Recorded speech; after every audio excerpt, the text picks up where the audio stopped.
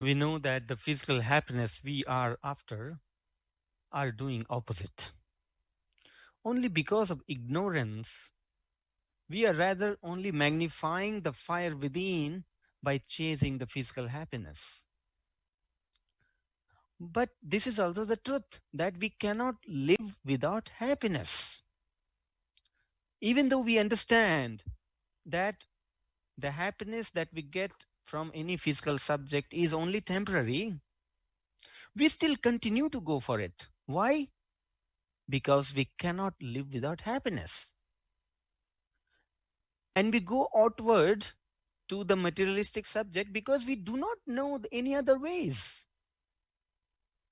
In fact, the situation is like this, that if the poison will make me happy, I will take it, even if it is going to take my life. This is what in reality is happening to us. We are after certain addictions in life just because of the pleasures, even though that is killing us, because we cannot live without happiness. So the only thing we need to know is where is the right source of happiness, which is non damaging to us. Where else is the happiness? We understood in the beginning that behind happiness, the underlying mechanism is the peace. Happiness is the experience of the soul that rises within when peace happens in life. So we just need to identify those readily available sources that give rise to the peace without aggravation of the fire, and where there is no illusion but just absolute peace. Even when we have not attained the union with that bliss ocean, but if we could just understand this very mechanism, and we could tap onto some available sources that can give rise to the absolute peace within us, we can live our life happily. We know that we do not have access to the bliss ocean yet because that is available to a complete yogi only. Does that mean we cannot live happy? Of course not. Every moment can be made joyful if we just know how to hold on to the sustained source of happiness that would not ever separate from us.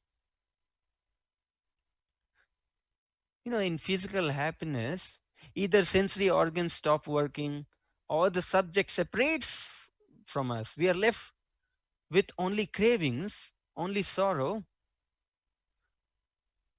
just because we lose the touch with the subject. We become incapable, or the subject itself change.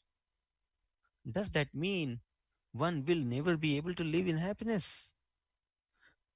Sarved discloses the readily available source of happiness, and they are just within you. Happiness is the quality. We understood that. Happiness is the quality, it is not a matter. Peace is a quality, not a matter. It does not come with matter, but it comes along with some other qualities. There are certain qualities. If you develop those, happiness will be all yours. For example, you can just introspect. Is the happiness in the greed or in the satisfaction, in the contentment? If you don't feel content within you, if you don't feel content within you, that for me only this much is enough, any amount of stuff will never make you happy. But only with the content, with the contentment that, well, this much is enough for me. If you have that limits within you, you will suddenly feel happy with whatever you have. So contentment is the happiness, not the greed. If you don't have contentment within you, happiness will never happen. In the moment of adversities in your life, frictions, during the frictions in your life, do we feel happy when we are angry, or we feel happy with patience, with forgiveness? Of course, in the patience and forgiveness, as they bring peace within you. So, any sources, any qualities that give rise to the peace within you is the source of happiness.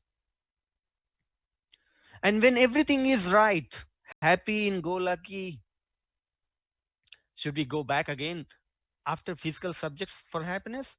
Many people do this mistake. When they are in extremely a situation, a moment of success, when they are celebrating happiness, they may get corrupted and start going after the physical subjects. We should not repeat the same mistake, because we understand that the moment you start feeding the subject to the fire, you are only going to aggravate the fire within, which is only going to kill you. It is going to evaporate the happiness from inside. So we should not repeat the same mistake. When happy and go lucky kind of situation, you take this as the opportunities of bigger service in life. You have abundance of opportunities of service when you are that much prosperous. So we should then get happiness out of the service. Happiness will blossom within you when you are in service. So the contentment is the happiness. The forgiveness is the happiness. The wisdom is the happiness. The satsang is the happiness. What is satsang? This kind of conversation where we speak about the truth. All of a sudden, because of the ambience, because of the, the matter which is discussed in satsang, you will find you will find that the peace has started rising within you just by listening to the satsang. Satsang gives rise to the peace within you. It brings peace to your inner core if you attend satsang wholeheartedly with devotion. So satsang is the happiness. Siva is the happiness. Sadhana is the happiness. But even though we understand that physical happiness will only amplify our craving or sorrow within us, and the righteous qualities are the sustained source of happiness. But Abhinavji, that is the puzzle. People still do not stick to these inner qualities. Yeah, it's